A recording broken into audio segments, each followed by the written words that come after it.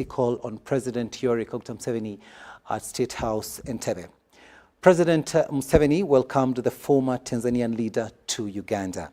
He also informed His Excellency Kikwete that as leaders, they must solve the problem of the market to ensure prosperity of the East African people. President Yoweri Museveni further emphasized strategic security among the East African Community EAC countries, saying this will help the nations to safeguard their interests. On his part, His Excellency Kikwete conveyed greetings from Tanzanian President Her Excellency Samia Suluhu Hassan to President Yoweri Museveni. He also commended President Museveni for his unwavering efforts towards the formation of the East African Community.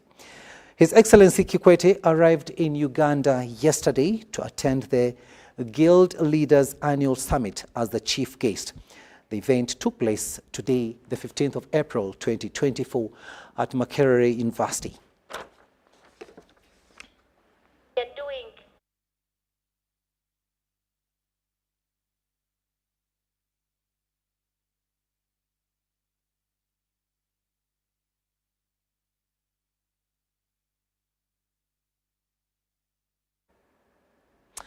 Now, Dr. Kizza Besigye, who subscribes to the Katonga FDC faction, has downplayed Uganda's current tax policy as stifling the nation's economic growth.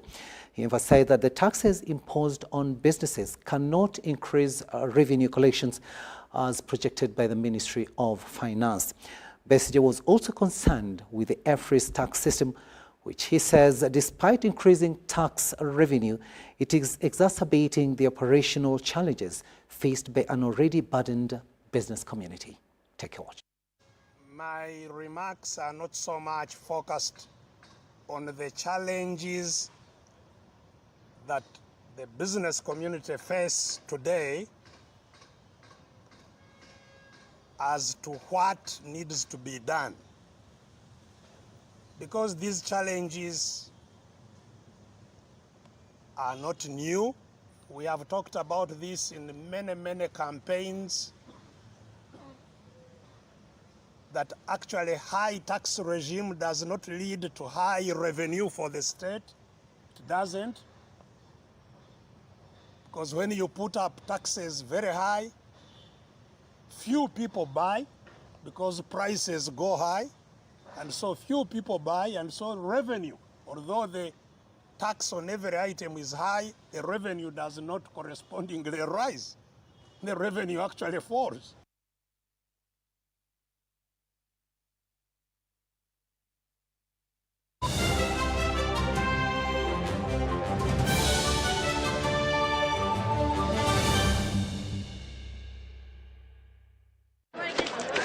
Juko. Yo. Check the shopping, man. What's your secret? Haven't you heard of the parish development model PDM? Yes, I did, but I thought it was just a talk. No, Sebatia. It is real. I and a few friends together formed a circle, accessed money from the PDM, invested in a poultry project, and now things are moving. Juko. I thought I was one of your friends. You are. But you left me behind. I didn't leave you in poverty. What you do, just visit your LC2 chairperson and your parish chief and start the process of economic transformation. Just like that. The parish development model is an initiative from the government of Uganda through the Ministry of Local Government designed to transform all lives of Ugandans for the better. PDM, my parish, my development, my life.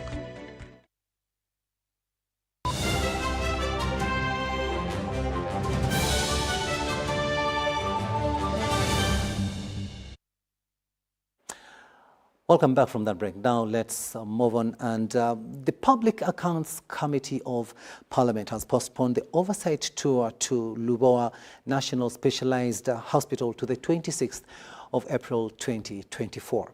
The chairperson, PAC, Muhammad Mwanga Chifumbi, says it was a unanimous decision by members after they received a letter written by the Chief Operating Officer of the site from the Permanent Secretary, Ministry of Health, Dr. Diana Twine, that the meeting be delayed to a date beyond the 22nd of April. The planned oversight tour to Lubowa International Specialized Hospital by the Public Accounts Committee of Parliament has failed. The decision was made during a sitting of the committee with the Ministry of Health officials, where they tasked the engineer to explain why he issued a certificate of milestone completion, where the Auditor General's report indicated that work done only accounted for $57 million of the $139 million issued by Ministry of Finance. Is the owner's engineer.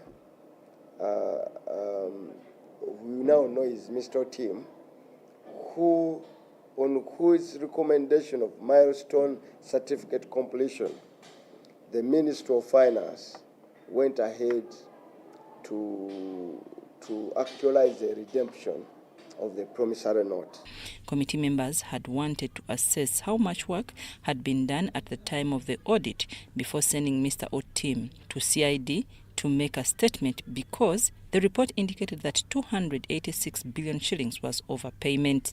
During the committee, members tasked the Permanent Secretary, Ministry of Health, Dr. Diana Twine, to organize a tour which was to take place on 15th of April. Public Accounts Committee Chairperson Muhammad Mwanga Chivumbi says Dr. Diana Twine acted first and wrote to the chairman of the site. She immediately got a reply from the Chief Operating Officer of the site, Charles Biaruhanga, requesting to delay the meeting. They commenced full-scale construction on February 14th, and the project site is covered under the necessary construction all risks policy, which must be complied with to ensure health and safety of all persons on site. That they needed to procure personal protective gears, they use the prunex, the gumboots, and the cape.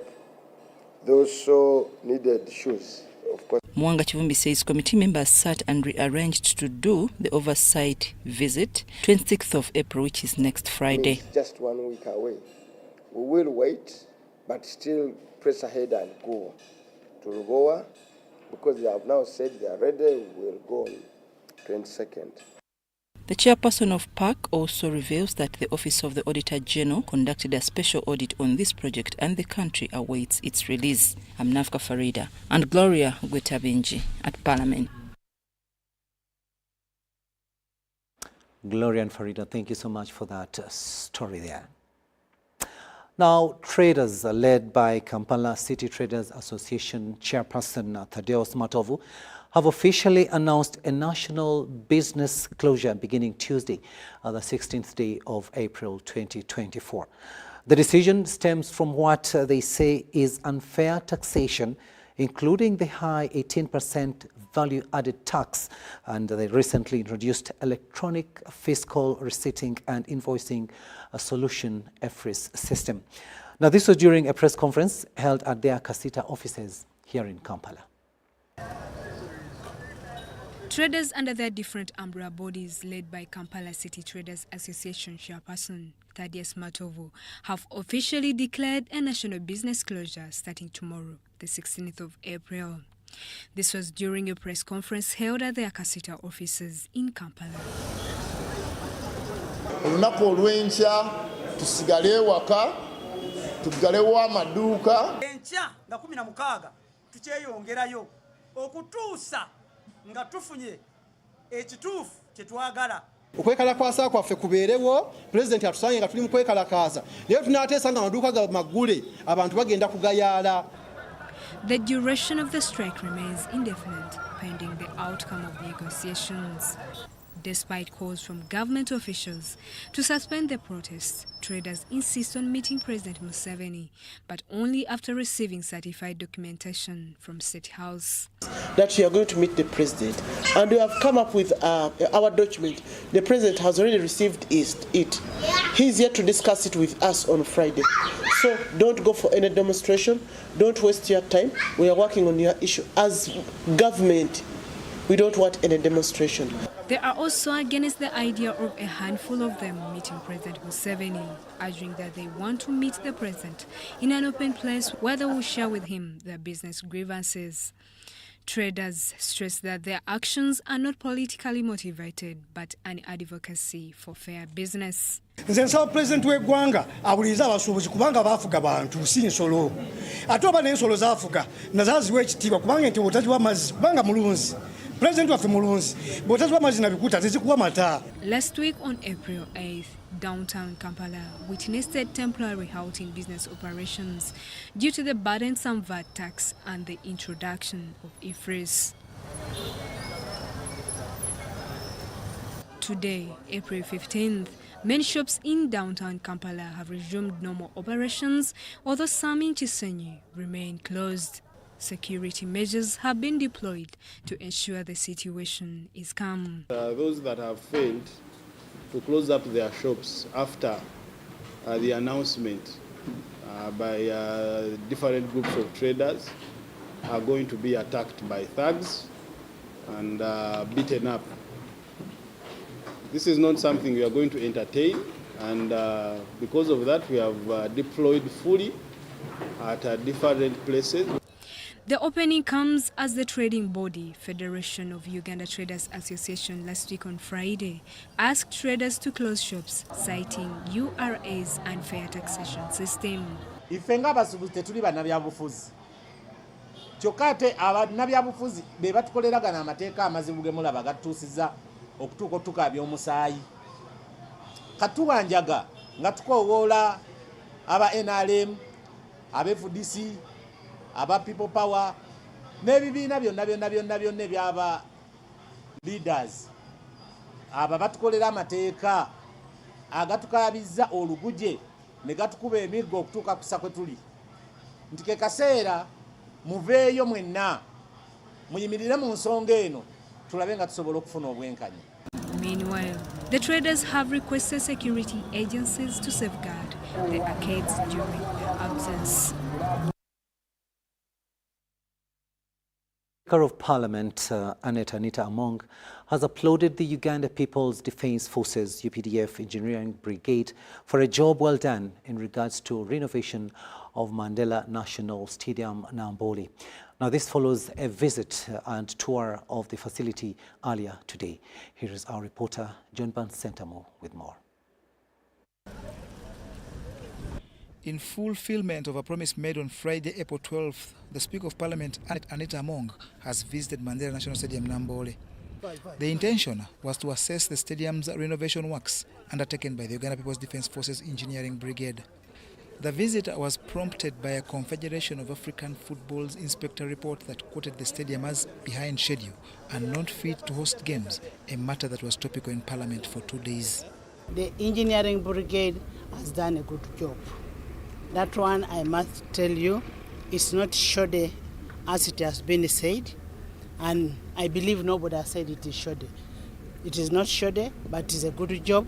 We only need some small improvements. At Nambole, the Speaker got a progressive report and later toured the facility that she says is impressive and worth every penny spent of the 80 billion so far, and expects better after release of the 17 billion balance. The Nambole I used to know, I used to see, is not the Nambole that I've seen today. I want to thank the Engineering Brigade for the good work they have done. They have really done a very good job, and whatever was raised by CAF has been resolved, and the remaining part is being resolved. However, despite the magnificent works, the Speaker ordered the quick removal of the defunct Pioneer buses that impede parking space, which is a key requirement if the stadium is to meet CAF standards. The only remaining part is on the scrap which is around the stadium, which scrap is also going to be removed. We have told the Minister of Sports to ensure that the scrap is out of the premises of the stadium. So we have not wasted the money. The money has been put in a proper use. The Speaker tasked Uganda People's Defence Forces Engineering Brigade to ensure key works are complete in a fortnight in order for inspection by CAF as Uganda tries to beat deadlines for World Cup qualifiers, the African Nations Championship and the 2027 co-hosting of the Africa Cup of Nations. According to the contract that we have with the Engineering Brigade is 24th May. But now that most of the things have been done, we have given them 2 weeks to make sure that all the work is done and is handed back to government. Now, Mbole will be ready to host Africa Cup of Nations. That is the bid that Uganda will also be hosting. Now to matters pertaining to the health sector. Dr. Daniel Chabayinzi, the Director Public Health at Ministry of Health, has revealed that so far 4,853 red eyes infection recoveries have been registered and others isolated in different areas. The Director Public Health appealed to the general public and schools with children with red eyes infection not to apply anything on the eyes but only observe personal hygiene like washing of hands all the time, and you wash your hands with soap. Now, Chabayinzi also advises schools to desist from sending back students home to avoid infecting others, since the infection is manageable. There are so many cases now, especially in schools, but we know this virus is self-limiting. Self-limiting means it will heal over time. It is not life-threatening. Let me put it that way. Red eyes is not life-threatening, so people should not try to put other things on their eyes, because the eye has a very fine membrane called the cornea. You can cause corneal injuries which lead to blindness. So we advise the public, don't put anything on your eyes. Only clean water will do. Don't try to put any other things. Some people are using very unconventional things. They'll put herbs and everything, and they'll damage the eye. The eye is so delicate, and this illness is self-limiting. Within 2 to 3 days, you get relief, and within 2 to 3 weeks, the eye is completely healed. And so far, we've recorded 4,853 recoveries, and some of these have been isolated, especially those who are in places where isolation is possible. More cases have been reported in schools and private health facilities, and now mounting different responses. We do have an emergency operations center, which helps us track and do surveillance on these cases to timely report. We did have these samples taken to our Uganda Virus Research Institute, and we tried to do the laboratory confirmation, and this is a viral conjunctivitis. There are many other things which can cause conjunctivitis: reactions to other medicines, bacterial infections, response to allergens and pollens, and all these things can cause reddening of eye. But this one is infective and it's contagious. It's from one person infected to another. And why we need to know what type of conjunctivitis is because it affects the treatment. So the treatment, when it's a viral infection, we do not use antibiotics, and you don't want people to self-medicate. The key message of handling the current red eye is keep your hands clean, personal hygiene, wash with clean water, rest the eyes, and those who can do self-isolation to be isolated so that they won't continue infecting other people. Now, government has granted a state burial to fallen statesman Dr. Martin Aliker, a dental surgeon, businessman, entrepreneur, and a community leader who passed away on Monday morning.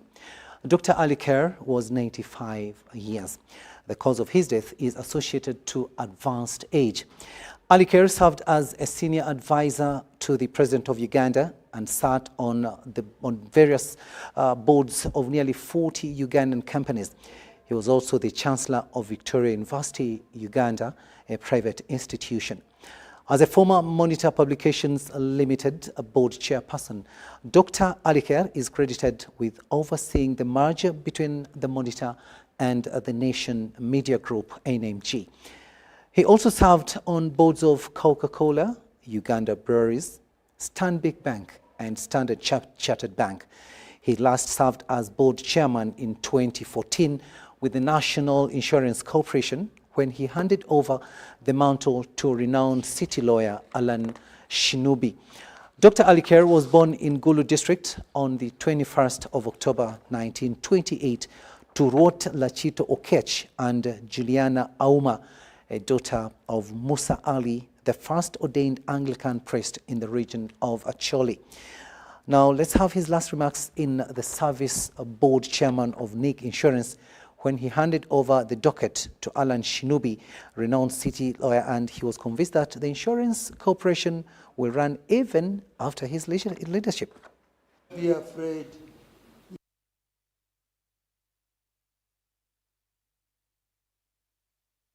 I am very grateful that all of you have turned out to come and say farewell to me. Your chairman need not be afraid. He has worn my shoes before. And in those old shoes, he did so well.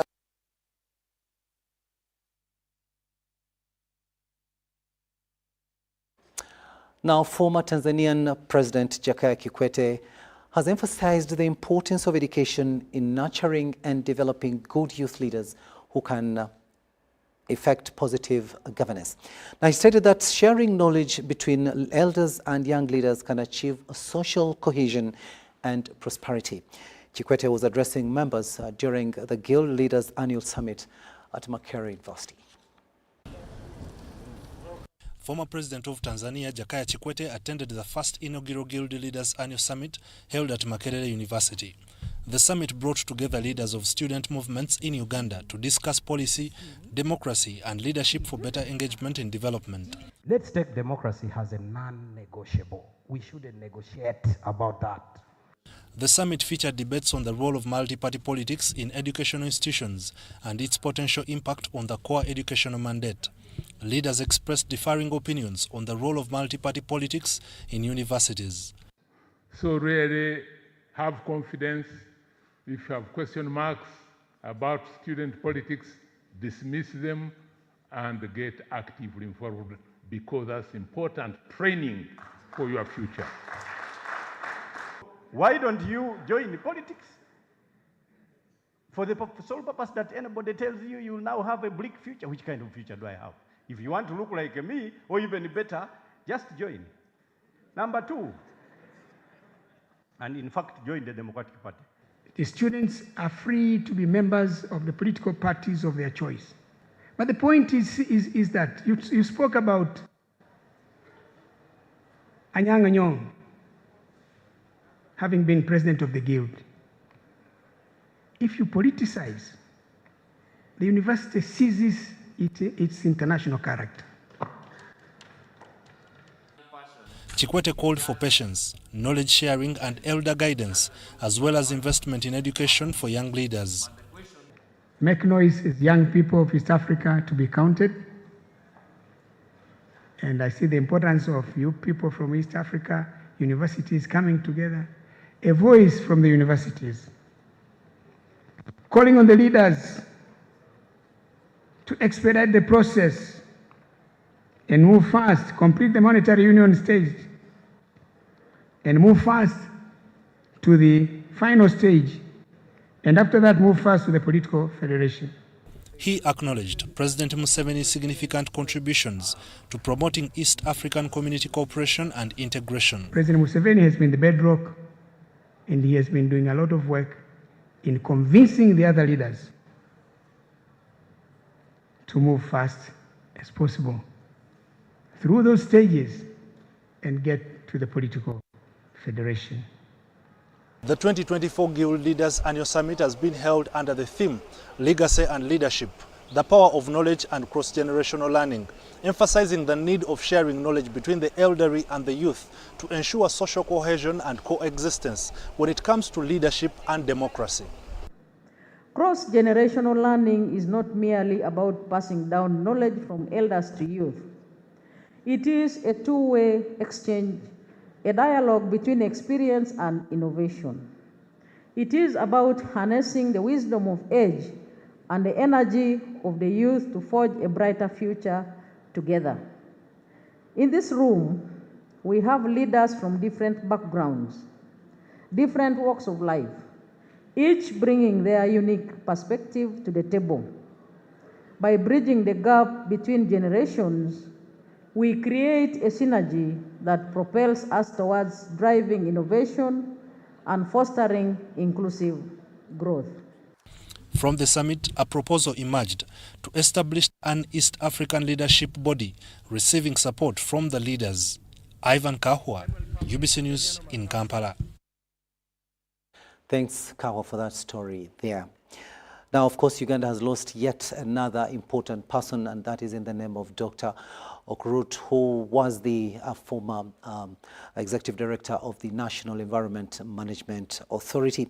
And of course, he took over leadership at the National Environment Management Authority in July 2011 after serving at the East African Community Secretariat for about 5 years. Now, as he ended his duty in 2021, his journey at the helm of managing environment left an indelible mark in conservation. A few months before retirement, UBC caught up with him during the World Environment Day in Masindi district.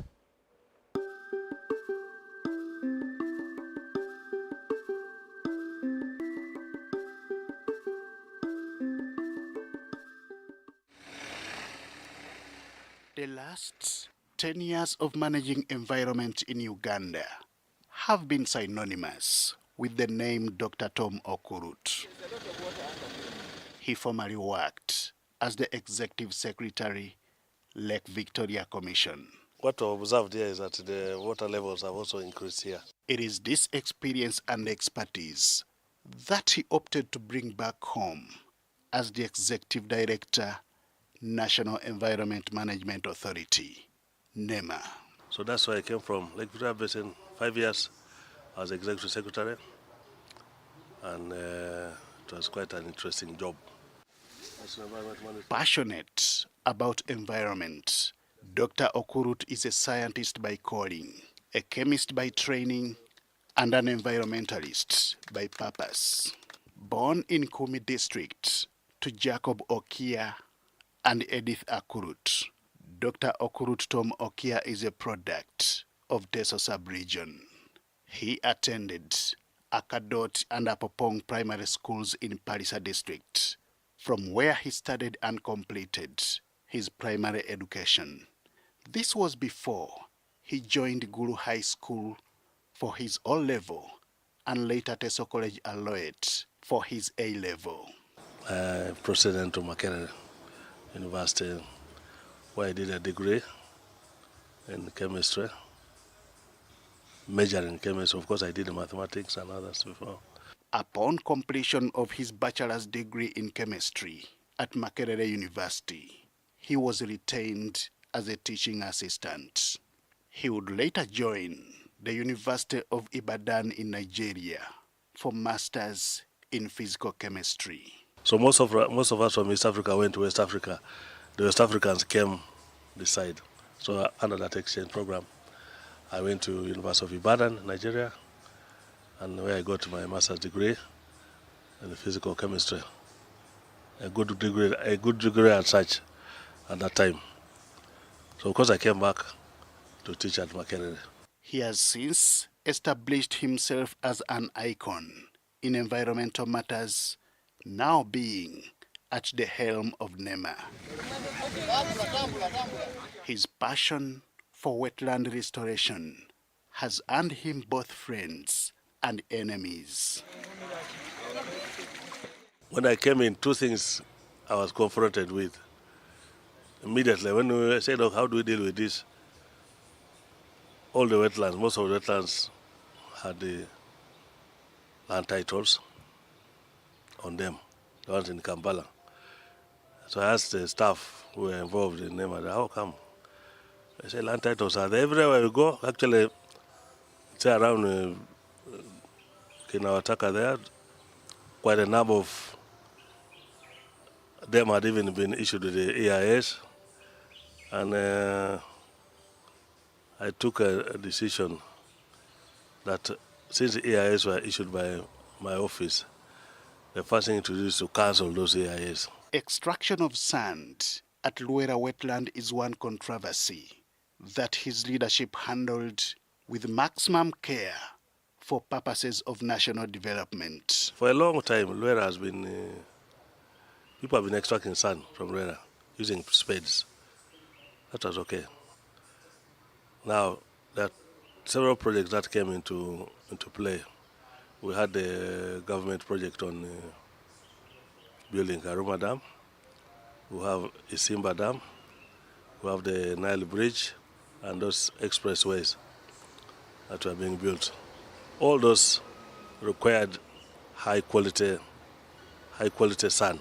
As a field man, he loves paying attention to details. This is how rice growing was permitted at Luera wetland in Jakaya on Massacre Road. Despite resistance from some players, the venture has paid out, employing many Ugandans and rendering the land useful.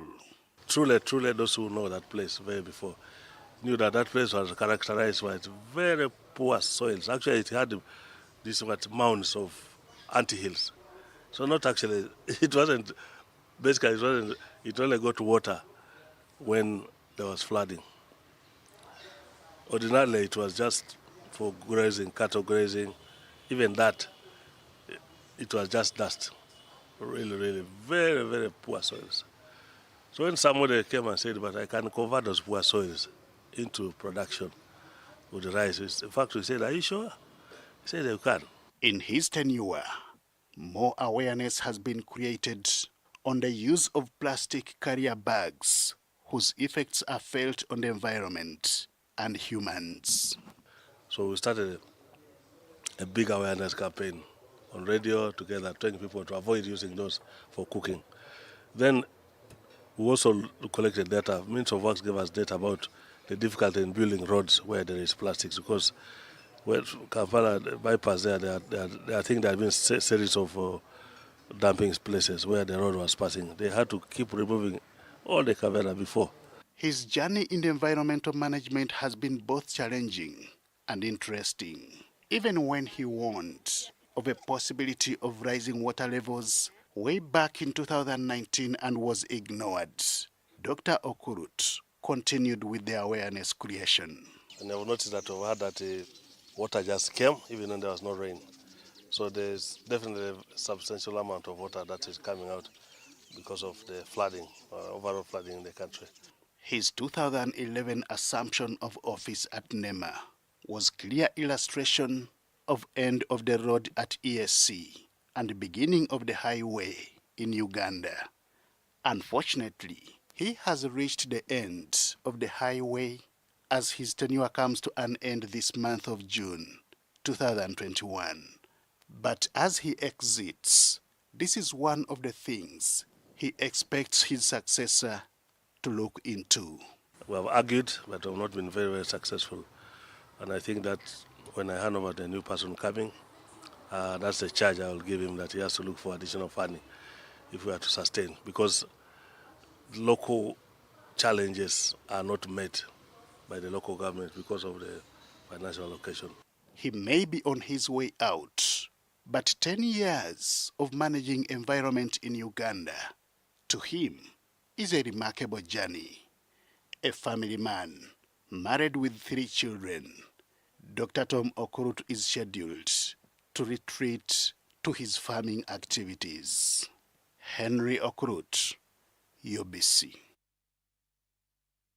Thanks, Henry, for that profile there, and may the soul of Dr. Tom Okut rest in eternal bliss.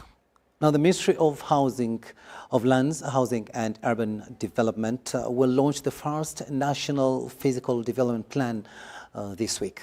The NPDP gives a strategy to resolve the conflicting sectoral pressures on land use, a finite resource of the territory of Uganda as the population grows and the country modernizes. Here is more from Dennis Sigo.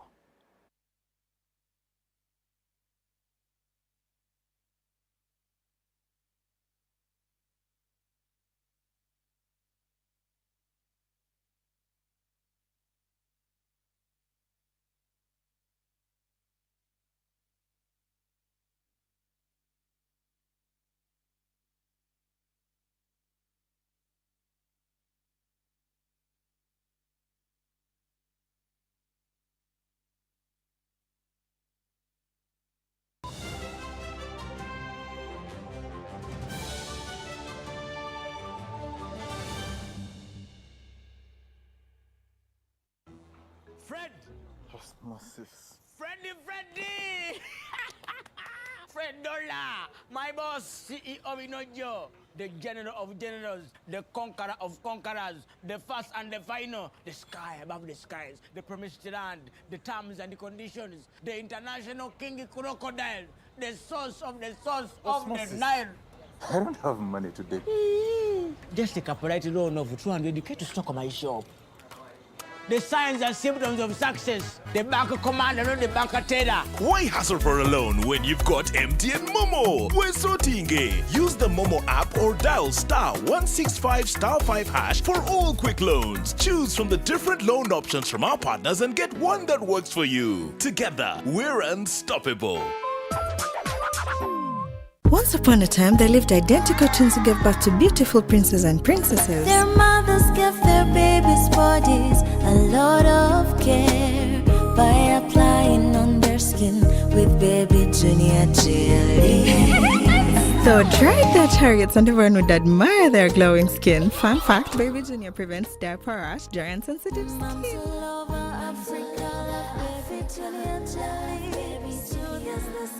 No more worries anymore. Baby Junior. Baby Junior. Hi Fifi, how are you? I'm fine. Baby, Whenever I eat chips and chicken, I feel stomachache, joint pain and body weakness. My dear, go to MX Nutrition Center and learn the best food for your body. And get treatment according to your blood group. Are you sure? Yes. By the way, do you know your blood group, genotype, and how much you need to exercise? Come to Timex Nutrition Center for professional advice on how to manage your health and immune boosting. At Timex, we treat diseases like diabetes, arthritis, ulcers, obesity, pressure, and many more. For details, find us at our headquarters in Kampala on Nasa Road, Conrad Plaza, 2nd floor. We also have a branch in Barara, or call us on 0758 819952 or 0778 288361. Timex, be your own doctor.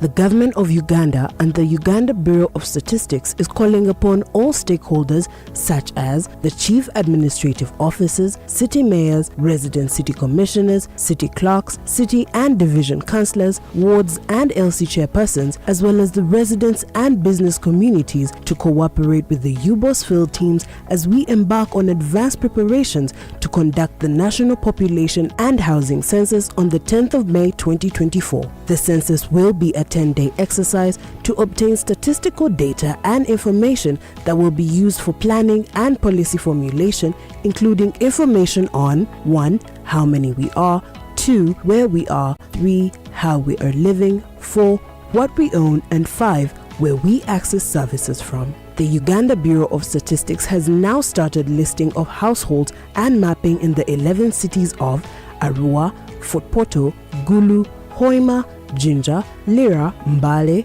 Masaka, Mbarara, Soroti, and in the Greater Kampala comprising of Kampala, Wakiso, and Mukono districts. For more information, please call 0755 342 128 or 0773 342 128.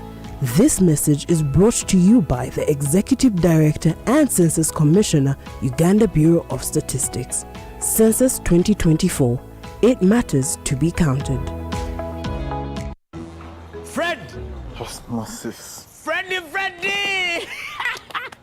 Fred Dollar, my boss, CEO Inojo, the general of generals, the conqueror of conquerors, the first and the final, the sky above the skies, the promised land, the terms and the conditions, the international king crocodile, the source of the Nile. I don't have money today. Just take a polite loan of 200k to stock my shop. The signs and symptoms of success. The bank commander, not the bank teller. Why hassle for a loan when you've got MTN Momo? We're sorting. Use the Momo app or dial *165*5# for all quick loans. Choose from the different loan options from our partners and get one that works for you. Together, we're unstoppable.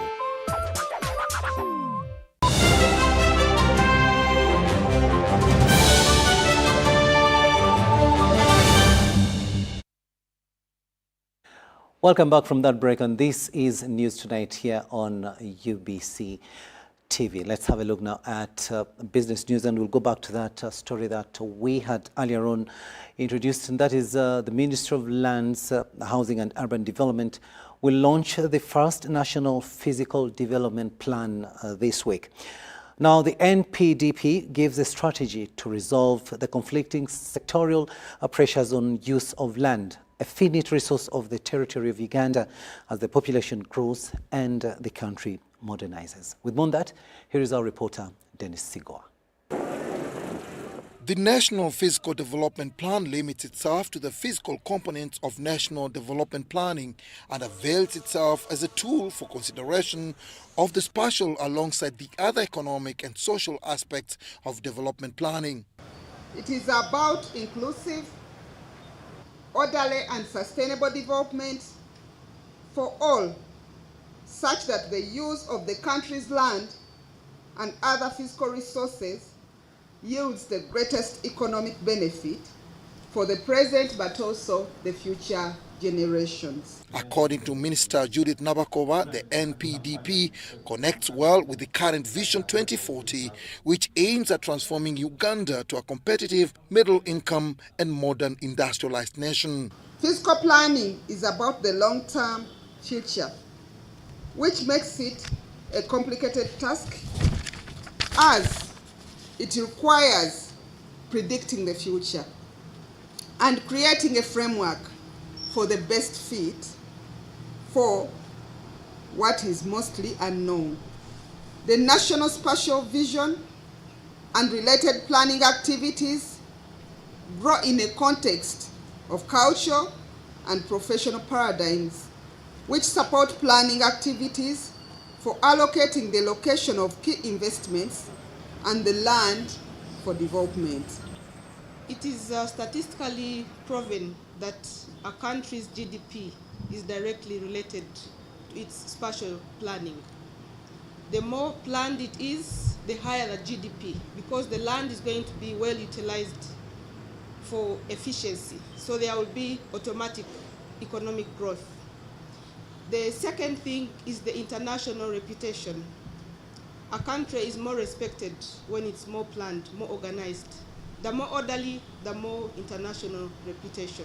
It also provides a platform where regional, district and local physical plans have a framework of national development to fit into, which also aligns with the National Development Plan. Dennis Igoa for UBC News in Kampala. Now, the Parliament of Uganda, AntiCounterfeit Network and different stakeholders have held a public consultative meeting with residents of Mukono aimed at identifying crucial steps in Uganda to fight counterfeit products on the Ugandan market. The Anti-Counterfeit Goods Bill, championed by Honorable Asman Basalirwa MP Bugiri, is a pivotal effort to protect legitimate businesses, curb economic losses and uphold consumer rights. The struggle against counterfeit is a human rights issue, and therefore this meeting underscores collaboration between authorities and communities to curb the vice. We should go for now for the currency point as a formula to determine the penalty, and then to properly define what a counterfeit is, which has been lacking in all the laws we have been having. So the legal regime has been weak. Our supporters Mukono is coming in to redefine this offense and get a new approach towards fighting it. The 3-month countrywide sensitization drive engages brand owners, regulators and consumers. We shall go to Gulu, we shall go to Arua, we shall move down to Kasese, we shall go to Mbarara. I think we're also going to Saka, depending on availability of resources. And then we shall have one national consultation in Kampala for the government leaders, the MDS, the DLGs. That will be the last one. So we hope to conclude in June. Counterfeit products harm Uganda's economy and pose serious risks to public health. Their chairman, Anti-Counterfeit Network, Fred Mwema, says the Anti-Counterfeit Bill 2023 will ensure a safer and prosperous Uganda. The bill provides a punishment of 10 years for somebody found to be counterfeiting, or payment of a fine equivalent to 5 times the value of the goods. And most importantly, the bill also places liability on directors or shareholders of a company involved in counterfeiting. On the same occasion, a platform, Bleep, was launched to empower consumers report counterfeit products, aiding in their verification and remedial action by brands and regulators. Ebintu ebyo byonna biva mu kuba teggwanga lyaffe lyafuuse ggwanga lya bicupuli.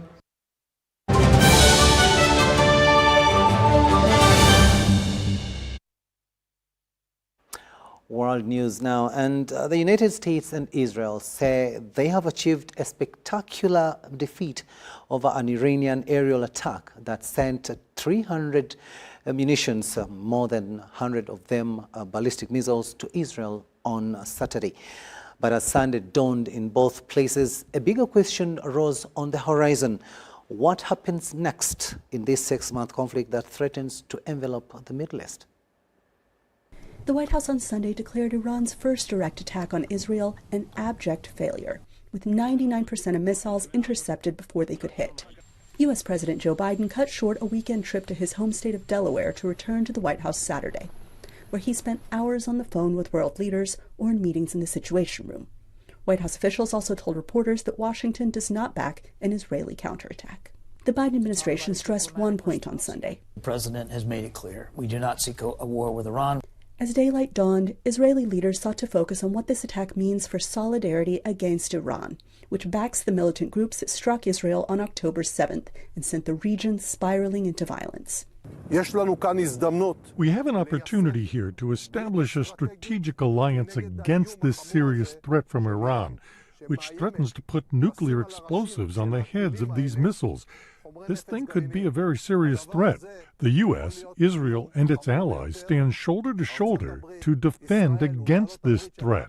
Tehran vowed to retaliate for the suspected Israeli strike on the Iranian consulate in Damascus earlier this month. And Iran's ambassador to the United Nations argued Sunday that the consulate strike justified Iran's response. He stressed that Iran doesn't seek conflict with the U.S., but ended his speech with a warning. However, if the U.S.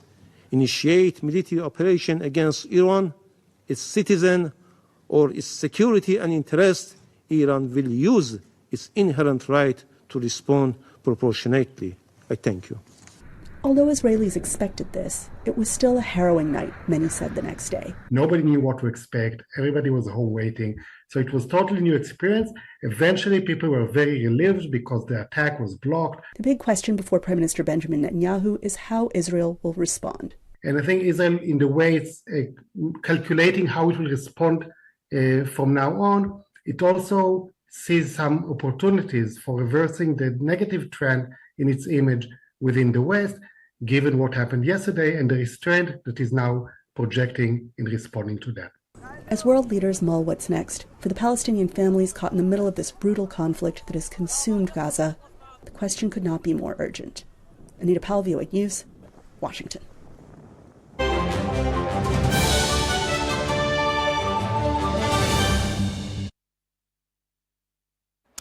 Sports news now, and we begin with cricket. And with 2 months to the Cricket World Cup in the US and West Indies, Uganda is set to send fans to cheer the team to victory.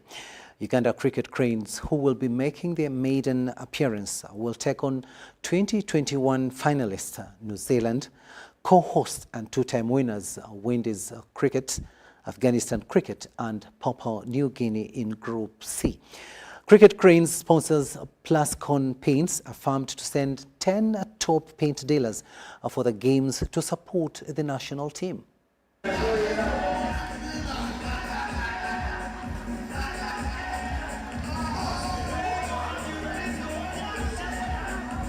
You know, we have been supporting the Uganda cricket team, and we are very happy that they have performed so well, that they have qualified for the T20 World Cup. And we had tried to take our dealers every year, but then when COVID happened, we were not able to take our dealers out. So this thing gave us a very good opportunity to actually reward our dealers by taking them to watch the World Cup. So we are taking them to watch 3 World Cup matches of Uganda in the West Indies. In your industry, now we celebrate and award our top performing hardware dealers every year. We give them awards and certificates of recognition. But also, I must tell you that this year the top 10 dealers are also going to be going for a trip to the West Indies for the Cricket World Cup, which is slated for June. As you know, Plascon is also the official paint partner of the Cricket Cranes. So we shall be part of Ugandans who will be in the West Indies to cheer our national team when it is taking part in the Cricket World Cup. So those top customers, the top 10, will also be part of that group which will go to the West Indies for the Cricket World Cup.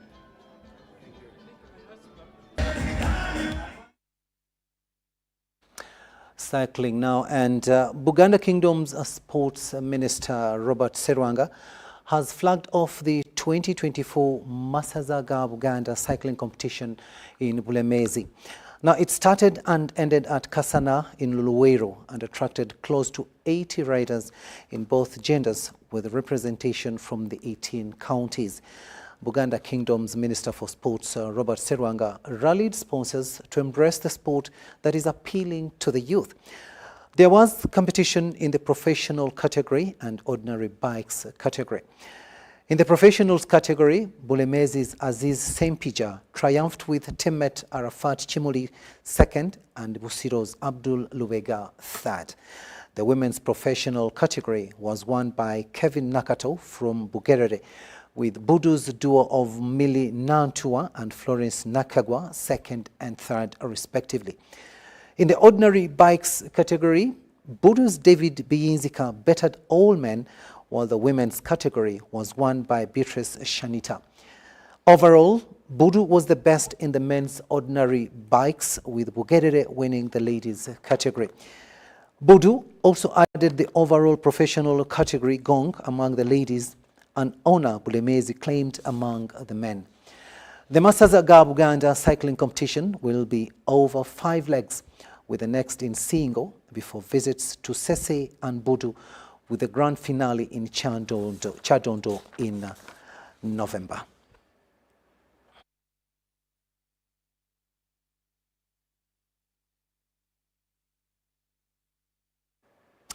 And that sports story brings us to the end of this first edition of News Tonight, this Monday, the 15th day of April 2024. Thank you so much for having kept us company.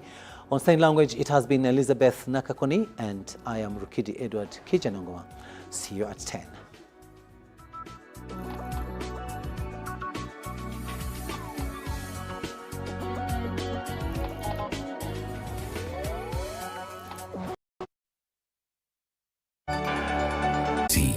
Inspiring Uganda. Nyati Motion Pictures brings you Tuko Pamoja Toro segment. Follow the romantic tale of an adventurous prince, Kaboyo Kasusu Nkwanzi, who fell in love with a beautiful county. Toro Kingdom was carved out of Bunyoro Kitara. In 1830, King Nyamutukura akasindika omutabani we Kaboyo yekire Toro kama twongere kumumchwekere bukodo. I'm forming my own kingdom. Bunyoro na Batoro basically muntu womu. Tuko Pamoja, daily screenings at Ham Cinemax in Wandegea, Sunday 7th to 13th April 2024. To get a ticket, call 0778 787 660. Juko. Yo. What you go? Check the shopping, man. What's your secret? Haven't you heard of the Parish Development Model PDM? Yes, I did, but I thought it was just a talk. No.